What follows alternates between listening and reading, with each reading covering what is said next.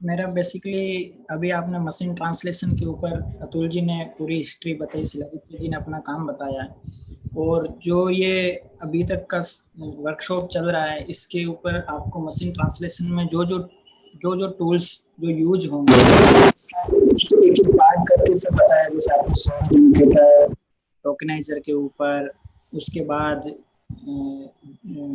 Verb mapping के ऊपर। तो ये सब चीज़ें जितने भी टूल्स आए थे, कोरपोरा कैसे क्रिएट किया जाता है, ओसीआर क्या है, इन सब के ऊपर डिटेल में सर ने चर्चा की है, सुभाष सर ने चर्चा की है, सुधीर सर ने, सब लोगों ने इसके ऊपर चर्चा की है।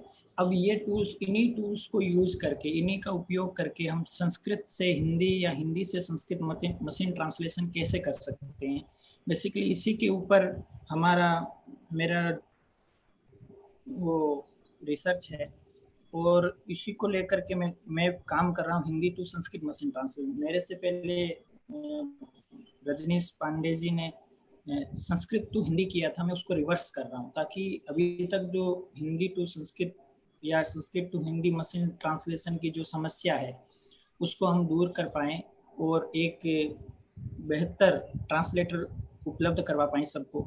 इसके लिए हम लोग प्रयास कर रहे हैं। तो मेरा रिसर्च है तो उसमें सबसे पहले वही है कि जैसे आप अभी इसके ऊपर लेक्चर सुन रहे थे कि कोई भी मशीन ट्रांसलेशन होता है या कोई दो लैंग्वेज होती है, तो और किसी को भी सिखाने के लिए उसमें सबसे पहले समस्याएं बहुत सारी आ सकती है, जैसे लिंग्विस्टिक डिफरेंसेस क्या क्या है दो लैंग्वेज के बीच में, हमें उन्हें सॉर्ट आउट करना होता है। जो लिंग्विस्टिक डिफरेंस है, जो भाषा में जो अंतर है उसको हम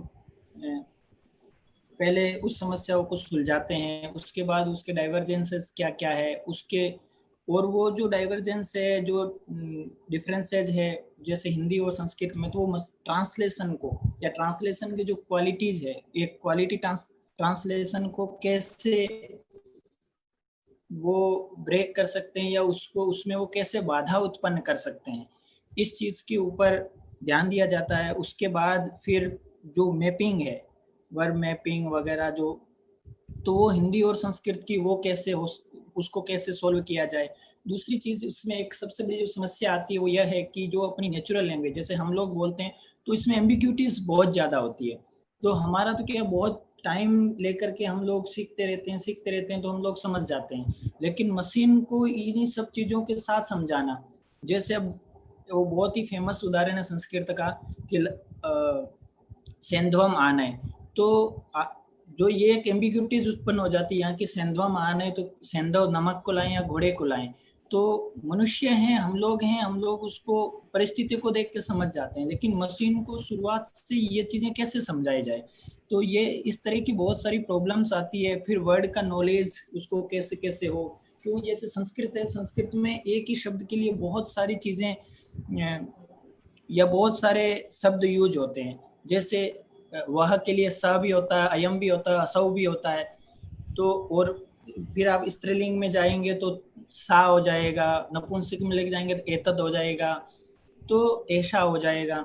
तो ये जो चीजें हैं, तो इसको हिंदी से संस्कृत में करेंगे तो क्या क्या समस्याएं आएगी, फिर तो उसके लिए हम लोग क्या करते हैं कि सिमेंटिक स्टडी करते होते हैं, उनके डिफरेंसेस जो लैंग्वेज की होती है उन डिफरेंसेस को क्लासिफिकेशन करते हैं, भाई यहाँ यहाँ ये चीजें आएगी। जैसे अभी अतुल जी बता रहे थे कि संस्कृत है वो जेंडर फ्री है, तो वहाँ सा गच्छति स गच्छति ये सब कुछ भी हो सकता है, लेकिन हिंदी में आप जाएंगे तो कहीं हिंदी में जहाँ जैसे बिहार में वहाँ की लैंग्वेज का प्रभाव है तो वहाँ पर वो जेंडर फ्री भी कई बार बोलते हैं, लेकिन आप जब से उत्तर भारत में आएंगे, जैसे दिल्ली हो गया, राजस्थान हो गया, यहाँ पर आएंगे तो आपको जैसे वह जाता की जगह आपने जाति बोल दी, लोग हंसने लग जाएंगे। तो जैसे ये जो समस्याएं आती है, इन समस्याओं को कैसे मिटाया जा सकता है, उसके बाद जो फॉर्मूलाज है उनको आइडेंटिफाई करते हैं हम। उसके बाद जो एक सबसे बड़ी, उसके बाद जो चीजें आएगी, हमारे मन में एक क्वेश्चन आता है कि मशीन ट्रांसलेशन ही क्यों, भाई ह्यूमन ट्रांसलेशन भी तो हो सकता है। तो बोला कि मशीन ट्रांसलेशन थोड़ा कॉस्ट इफेक्टिव होता है, क्विक होता है, यूनिवर्सल एक्सेस होता है उसका। जैसे आज मैं घर पे हूँ और मेरे यहाँ पर कोई भी अवेलेबल नहीं है, कोई भी ट्रांसलेट करने वाला व्यक्ति, तो उस टाइम मुझे आवश्यकता होती है कि अभी मेरे को तुरंत ट्रांसलेट किया हुआ एक लैंग्वेज से दूसरी लैंग्वेज में चाहिए तो मशीन ट्रांसलेट तुरंत मशीन से ट्रांसलेशन करके और कर सकते हैं। और संस्कृत का मशीन ट्रांसलेशन बनना बहुत ज़रूरी है, क्योंकि इसमें हमारा सारा रिलीजियस डेटा है और ज्ञान का बहुत बड़ा भंडार है। इसमें हर तरह का आपको नॉलेज मिलेगा कि आप आयुर्वेद, योगा वगैरह सब हैं। तो इसलिए हम सर का ये बहुत टाइम से इच्छा थी कि संस्कृत का मशीन ट्रांसलेशन बन जाए। इसके लिए सर बहुत टाइम से प्रयास कर रहे हैं और हमें रेगुलर गाइड कर रहे हैं कि इस तरीके से किया जाए। तो उसके जितने टूल्स जो यूज हो सकते हैं वो सब तैयार हो चुके हैं। और अब हम लोग सोच रहे हैं कि जल्दी से, अभी कोरोना आ गया, नहीं तो हम लोग अभी जून में इसको ऑनलाइन करने वाले थे। लगभग काफ़ी डेटा और सब चीज़ें हो गई, मशीन ट्रेंड करवाते, लेकिन अब कोरोना की वजह से काफ़ी थोड़ा सा ये चीज़ें हो गई है। उसके बाद आती है बहुत आपका हो गया अभी, आप और बचा स्टेज आपका? थोड़ा एक दो मैं और बता अच्छा देता हूँ ठीक है, सर। ठीक, ओके। उसके बाद चैलेंजेस आते हैं, वो आते हैं जैसे सुबंध, तेगंत, संधि, समास वगैरह, जो निजंत के प्रयोग है। वैसे भी हम लोग निजंत के प्रयोग जो अच्छे अच्छे जो संस्कृत के जानने वाले हैं वो भी बहुत कम लोग करते हैं, क्योंकि हम लोग बेसिकली जब भी संस्कृत बोलते हैं तो कर्तृवाच्य में बोलते हैं, क्रमवाच्य या भाववाच्य का तो प्रयोग बहुत कम होता है।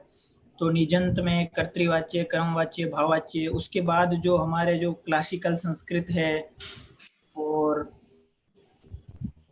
जो पोइट्री है उसका उसके लिए ट्रांसलेशन को उपलब्ध करवाना, ये बहुत ही चीज़ें थोड़ा सा मुश्किल हैं। तो इसके लिए हम लोग अभी प्रयास कर रहे हैं और डेटा बनाया जा रहा है। जैसे अभी आप देख रहे होंगे मेरी स्क्रीन पे कि हमने ये मन की बात को ट्रांसलेट कर रहे हैं, बलदेवानंद सागर जी, उसको भी ट्रेंड करवा के देखेंगे, सिंपल सेंटेंसेस। और जो ALCI का जो डेटा था उसको ट्रांसलेट करके और उसको मशीन को ट्रेंड करवाएंगे। उसके बाद जैसा भी रिजल्ट आता है, मैं भी बहुत ही अच्छा, जैसा हमारा संस्कृत टू हिंदी का अच्छा रिजल्ट आया है, तो हिंदी से संस्कृत का भी मुझे लगता है कि काफ़ी इफेक्टिव रिजल्ट आएगा।